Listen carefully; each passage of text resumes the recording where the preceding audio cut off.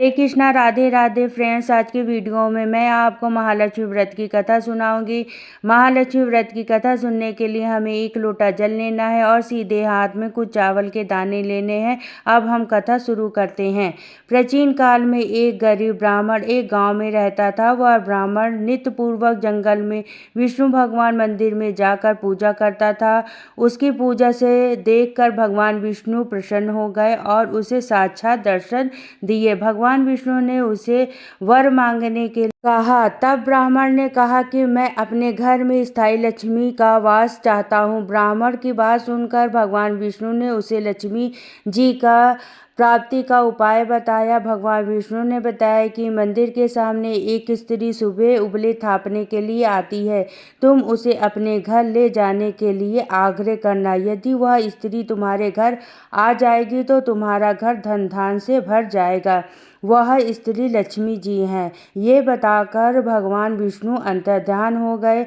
उसके बाद अगले दिन ब्राह्मण सुबह सुबह जल्दी ही मंदिर के सामने जाकर बैठ गए। जैसे ही लक्ष्मी जी उबले थापने के लिए आई, ब्राह्मण हाथ जोड़कर खड़ा हो गया और लक्ष्मी जी से अपने घर चलने के लिए प्रार्थना करने लगा। लक्ष्मी जी समझ गई कि ये विष्णु भगवान जी की ही करतूत है। तब लक्ष्मी जी बोली कि तुम अपनी पत्नी सहित मेरा 16 दिन का व्रत को 16वें दिन रात्रि को चंद्रमा का पूजन करने के बाद उत्तर दिशा में मुझे पुकारना, जब तुम्हारा मनोरथ पूरा हो जाए।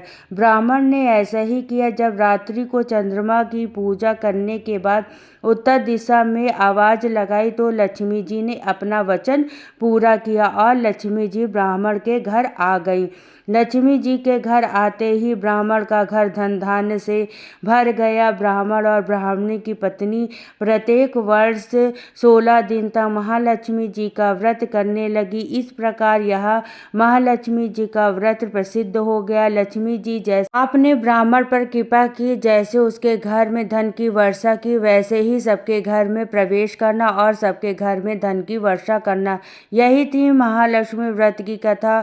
वो व्रत कथा सुनने के बाद जो हमने चावल के दाने हाथ में लिए थे वो हम लक्ष्मी जी के चरणों में समर्पित कर देंगे। इस तरीके से हमारी कथा पूर्ण हो जाएगी। फ्रेंड, अगर आपको वीडियो पसंद आया हो तो वीडियो को लाइक करिएगा और हिंदू धर्म के पीछे त्योहारों की जानकारी के लिए मेरे चैनल को सब्सक्राइब करें। तो फिर मिलती हूँ नेक्स्ट वीडियो में। तो सभी को राधे राधे, जय श्री कृष्णा।